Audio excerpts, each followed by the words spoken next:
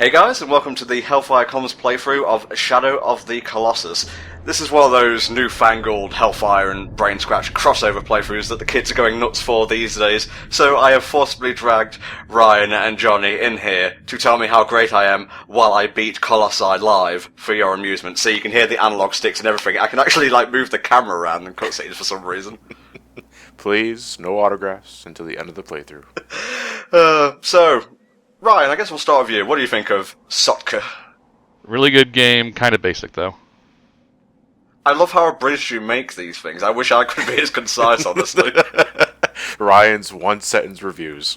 We're going to make millions. Just so I can put off my opinion of the game. Johnny, your words from your mouth, please. Okay.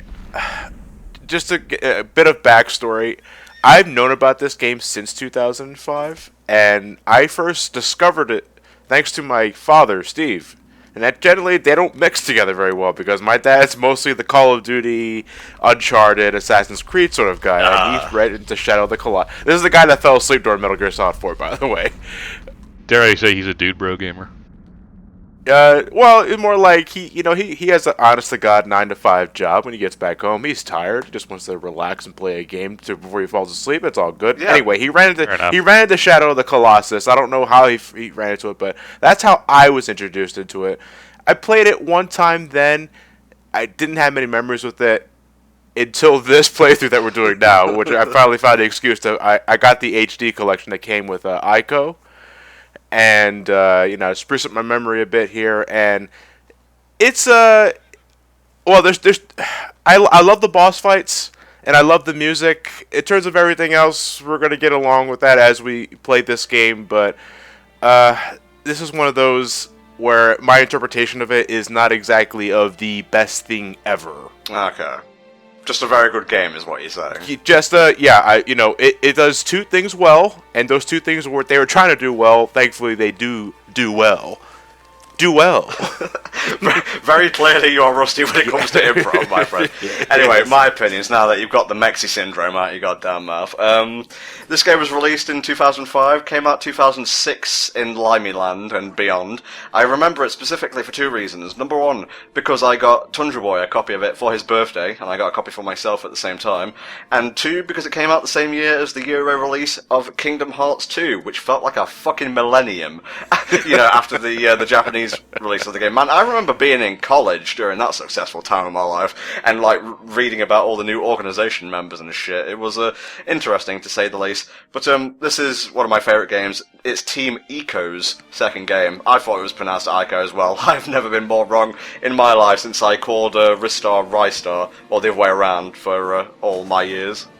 Tomato. I'm not gonna lose sleep over that.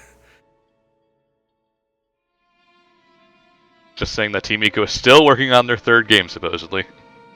Well, you say that, we're recording this literally days before E3, so if The Last Guardian pops up, SpaghettiOs. I'm hoping to jinx it. The last 3 years or so, people have been bringing up The Last Guardian every time before E3 starts, and it never was officially confirmed as cancelled, right?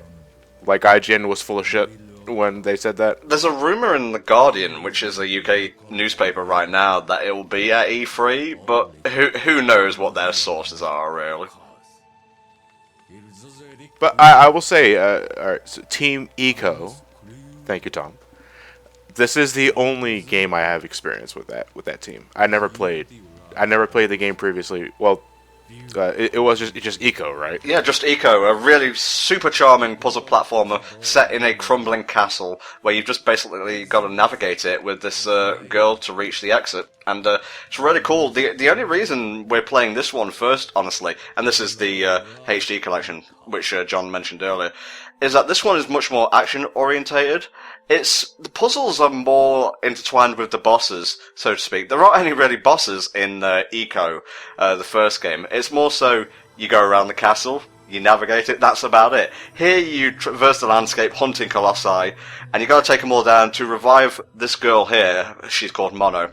And I don't really know what her relationship is to Wanda, the protagonist, but you got to kill big beasties to revive the girl. Classic fantasy fare. Yeah, it's pretty much about as simple as your typical, save the girl story. Then again, that was on purpose, and everything is left to a lot of interpretation in this story. It's kept purposely vague, so you can make the most out of it based off your own imagination and interpretation. That said, I am not the most intricate of storytellers, ladies and gentlemen. I see what I personally see is guy trying to save girl, kills monsters to do so. And do I want to read more into that? What can I get out of that? I'm ashamed to say I'm pretty much a simpleton with that kind of stuff. So what you're saying is you're perfectly fine with Mario storylines. Let me see. Well, not, this is a little more interesting than Mario. Mm-hmm. But it's just I'm just not really good with those interpretive stories. I can't see past the initial cover. Yeah. Maybe if I had more time, but most of the time I'm more missed than hit. So you're not really one for like the Dark Souls kind of lore. Well, you see, when I hear Dark Souls, and I'm more concerned about how ball-bustingly hard that game is. Fair enough. More so about its lore. What about you though? Like, how do you approach the lore of Eco or Shadow of the Colossus? It's a very wistful kind of story. There's like a lot of death permeating both games, but to say any more would probably give the game away. So we'll leave that towards the end of the game, I guess, when maybe you'll see a connection between the two, maybe you won't. Nothing definitive has really been said, at least of all the websites and articles I've checked out. But I really like the simple story of... I keep wanting to call it Sotka. Sorry, I abbreviate everything nowadays. I've got no time for full titles. But yeah, I really like the way the story's told. It gradually opens up, and you'll see that this guy talking to us right now, maybe he's on the level, maybe he's not, but either way, what he wants is tied into what we want, and what we both want is dead colossi. So win-win. Man, this intro is long. I honestly forgot how long it took. Mostly because the disembodied voice just takes forever to speak. It takes a long time to say anything in disembodied voice speech. Does anybody else...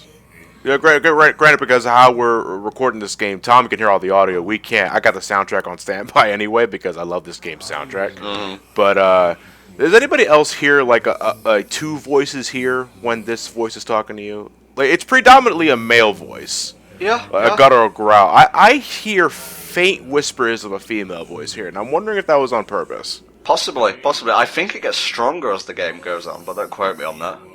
Huh. There was actually a bit before the title screen that shows Wanda, like, travelling through valleys and, cliff sides and such. Really poignant, great music. It's even, like, less story than what's going on here. So I decided to omit it. It's on HF Playthroughs, one of our old non-commentary channels. It's really nice. Honestly, better, like, watched without people talking over it.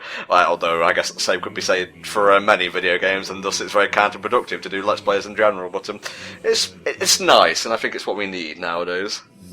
I don't think I remember ever playing a story where, well, off the top of my head anyway, where the names of the characters were so literal to what their roles are for this story.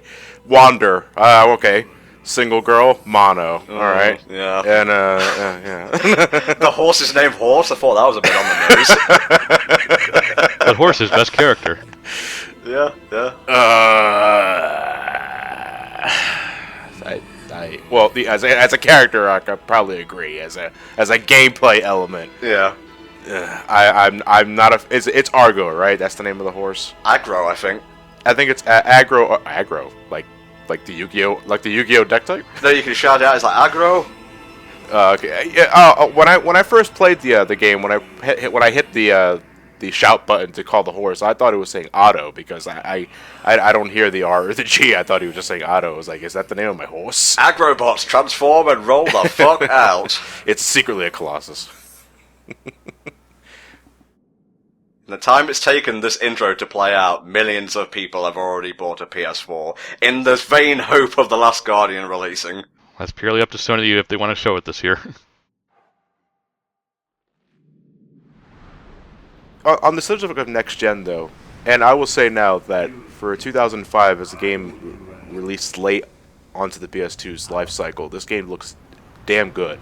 But a part of me, especially like the 2 days ago when I was playing this game for this commentary, was wishing, damn, I wish they waited just maybe a year so this could be on the PS3, because this game gets scope right. Oh yeah. You know, I love the vast architecture. I love the vast fields, everything.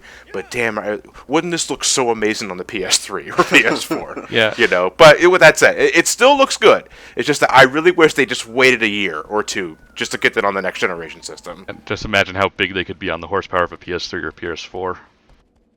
Absolutely. Well, I guess that's what people yearn for, The Last Guardian. You know.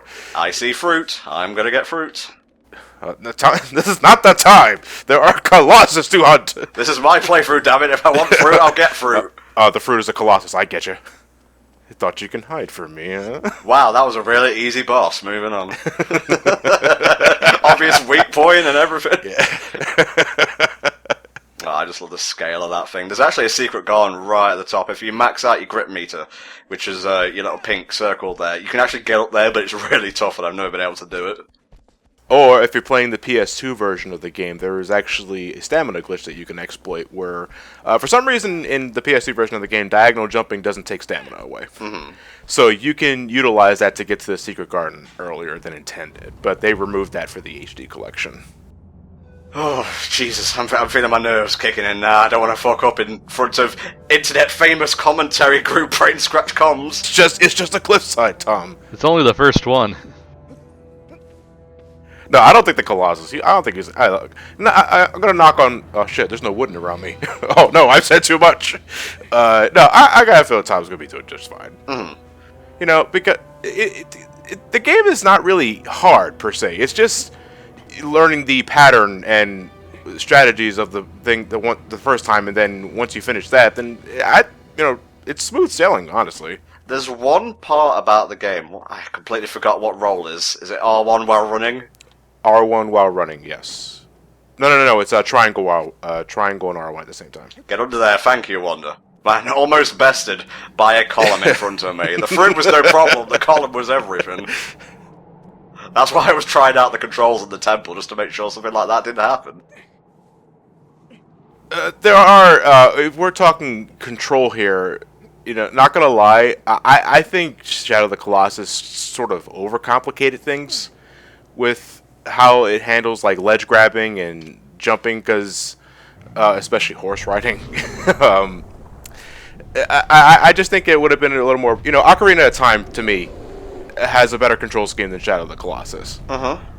Despite the fact that, you know, they're asking a bit more of you for scaling and all that, I just feel that when I see a ledge, if there's something I can grab, I feel the character should be able to automatically just jump up and grab it if it's near him. The fact that you have to constantly switch up between R1 to grab and triangle to jump, I just feel it makes things overly complicated. But it's a real minor thing. It's just something that adds up during your 8-hour adventure. That's how long it took me the first time. As you saw back there, I used a sword of light to reveal the Colossus, or the Colossus's weak point. I always get my plurals and my singles mixed up. But we've got to stagger this guy first, and his, not vital weak point, but one of his weak points is on this furry tuft here. And, let's see if I can do this first time. You know, I gotta say right now, just jumping the gun here, it is remarkable that none of these Colossus shave. You know, if they didn't have any of these tufts of hair, we'd be boned. Yeah. This is actually the hardest part of the fight for me. Make sure you're holding down R1, otherwise you'll slip off, and just due to the increased frame rate of the HD version, Wanda tends to stumble a lot more, so it can be very hard just getting back onto the platform. Never let go of the R1 button when you're on a Colossus. You know, most of the time, Wander will do a sufficient enough job grabbing to whatever he can, and you do have enough leeway when you start tumbling off of the thing, because again, they have so much body hair, and Wander does generally do a good enough job with that. But all right, you want the back way with this Colossus. When you strike its calf and you fall down, if you're quick enough, you can actually run up to its face and grab him there. Really? You can skip climbing the back. Okay, I bet, because look at his face. He has a lot of fuzz around his chin. Interesting. You can grab that. But you know, that's fine. Those are speed strats. Well, what can I say? It's the first Colossus. It's not exactly hard. The camera. No, it's not. The camera was spazzing out a bit there. I actually got a bit worried, but ipso facto, dead Colossi. That was faster than the intro was. Yeah. Ryan, many things are faster than the intro are, mate. Okay. Oh, Jesus, Shadow Tentacles. Let's just run away in a scared Let's Player fashion. The Shadow Queen. Oh, Jesus! Tastes like cinnamon. I'm coming, Elizabeth. There's a cigarette ad in there somewhere. I just can't see it.